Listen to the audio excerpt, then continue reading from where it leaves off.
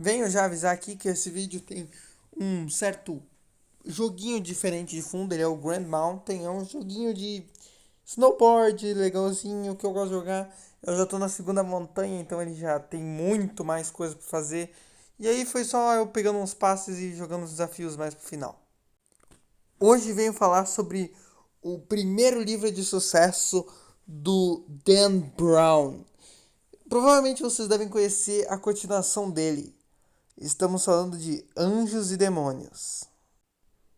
Anjos e Demônios foi um livro escrito lá no início do nosso século ali, lá por 2001, por aí, 2000, 2001, 2002, e foi publicado no Brasil em 2003. A continuação dele foi o Código da Vinci, tão conhecido no mundo, foi um dos maiores sucessos em vendas. Depois teve filme, tudo mais, e depois teve até o filme do Anjos e Demônios. E o Anjos e Demônios, tu consegue achar ele aí na internet pra ler e tal, baixando pirata, comprando no Kindle, comprando em editoras de livros físicos, a versão da Sextante, e ainda se consegue o filme pelo Amazon Prime Video. Que se tu tiver a assinatura do Amazon Prime, tu consegue ir lá no Prime Video procurar por Anjos e Demônios, tu acha lá que tem.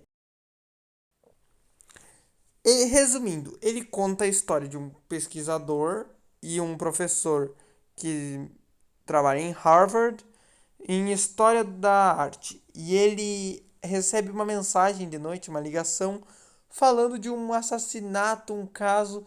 Só que ele recebe muitas vezes isso e tal, de gente falando de que de possíveis assombrações, milagres ou coisa assim. E daí ele já não dá muita credibilidade. Até que em um certo momento ele percebe que ele recebe um fax durante a madrugada.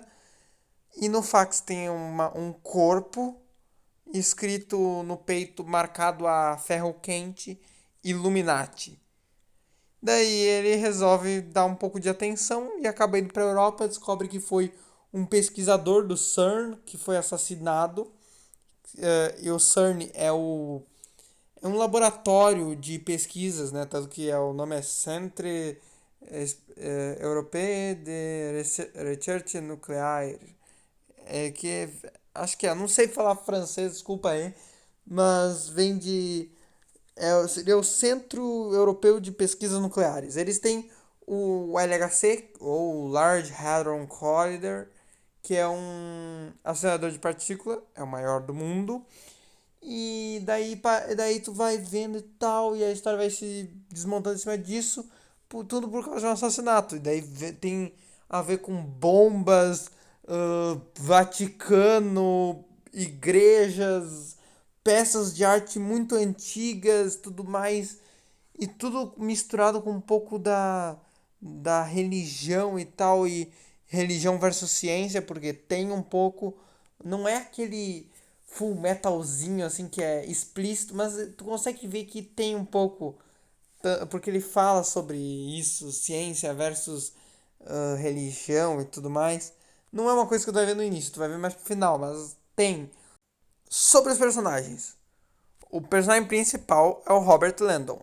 O Dan Brown criou o Robert Langdon para ser o personagem principal. Ele é o protagonista, é na visão dele que tu tá vendo, tu tá sempre girando em torno dele. Mas tem outros ainda.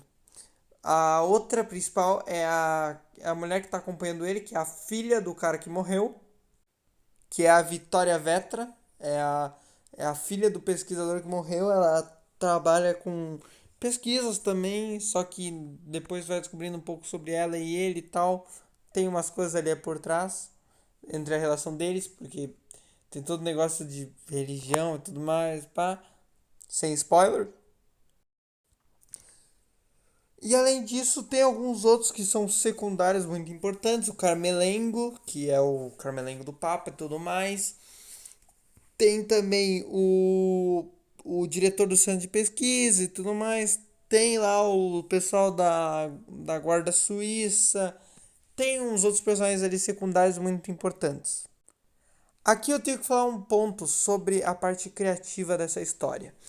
A parte criativa tem muita influência do que é real. Então, o CERN é real, o LHC é real, a antimatéria descoberta lá é real, sim. A internet foi criada lá, sim. Tudo, tem muita coisa real. A antimatéria não existe uma bomba de antimatéria, mas ela foi comprovada e o poder destrutivo dela é real, tudo mais. Então, sim.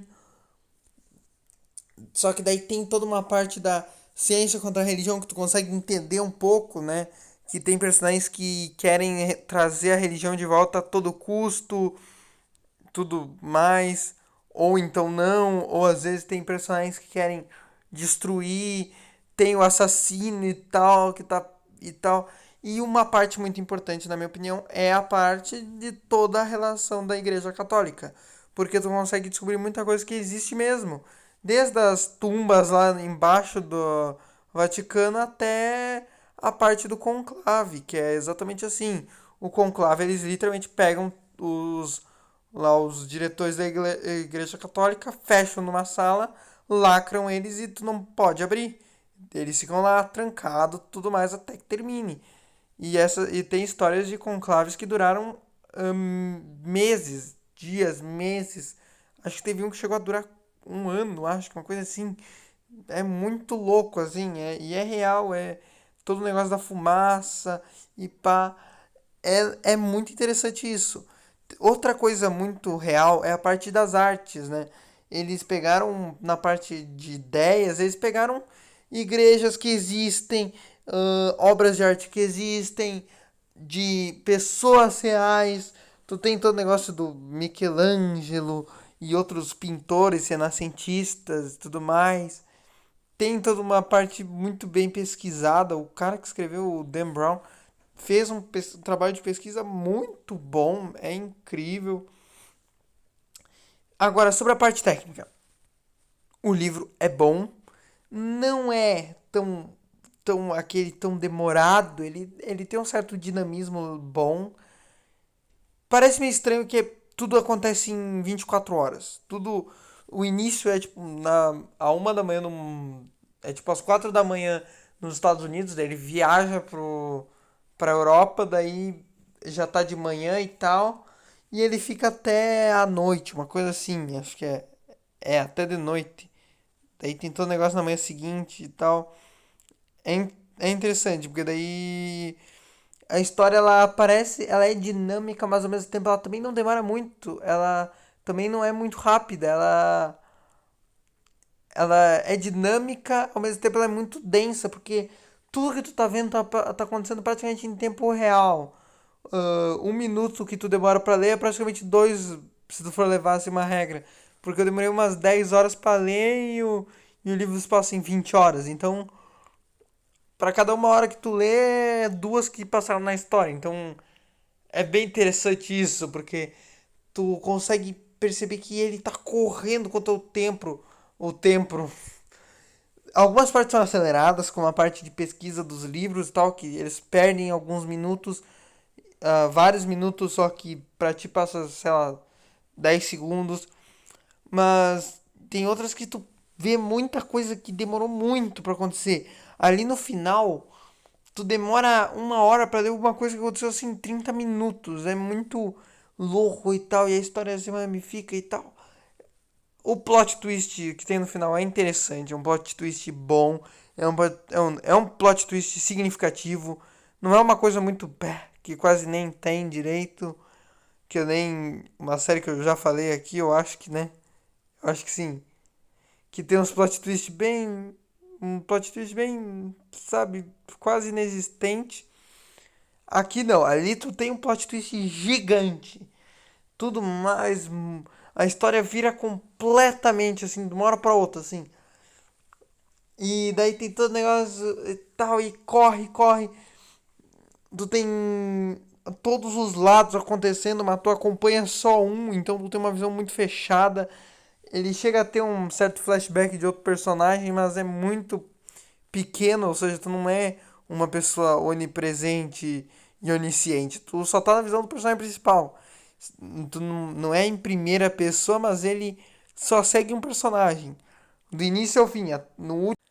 A minha avaliação é extremamente positiva, porque o livro ele consegue te levar à loucura com as lógicas, porque no momento tu acha que tá indo para um lado, mas no outro tá indo pro outro, e no final tudo muda. É muito interessante isso.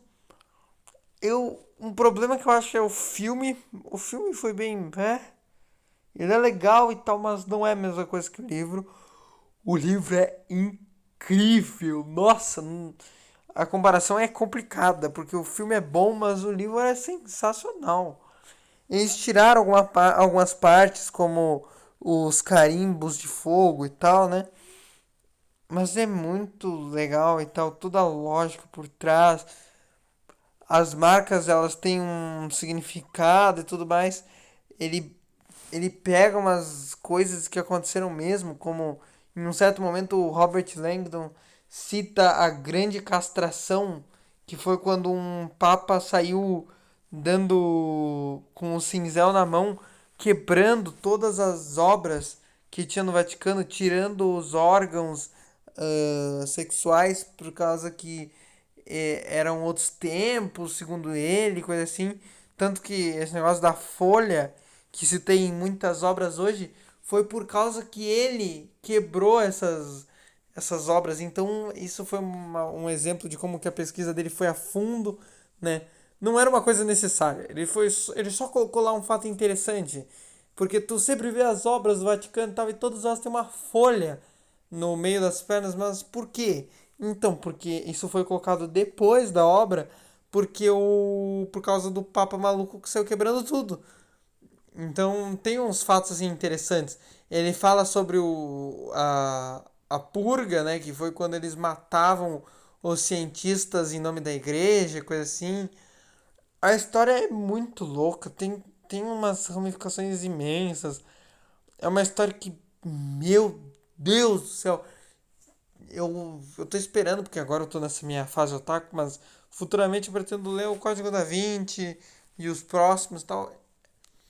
Tem aí na internet algumas páginas e tal, tu consegue achar se tu procurar.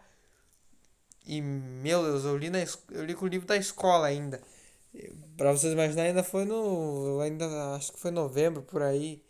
Eu acho que sim, que eu tinha terminado Darling in the Franxx. Acho que foi entre Darling in the Franxx e Cells at Work, mais ou menos. Na minha linha do tempo ali. Depois eu passou uma semana, acho que eu olhei o filme. E daí depois nunca mais, meu Deus. Eu espero que vocês tenham gostado. Esse joguinho de fundo, provavelmente, como só foi 12 minutos, eu gravei 24. Eu vou trazer mais alguma vez. Eu espero que vocês tenham gostado do vídeo. Foi sobre uma história diferente. Em breve voltam os vídeos de anime. Provavelmente semana que vem. Que talvez eu vou fazer um sobre Evangelion, que esse aí vai ser complicado. Porque a próxima história que é Evangelion é muito complicado eu fazer um vídeo. Tô me preparando há muito tempo para isso, porque foi o que me deu a ideia de fazer esse podcast, análise, coisa assim. Eu espero que vocês tenham gostado do vídeo. Tamo junto, valeu, fala.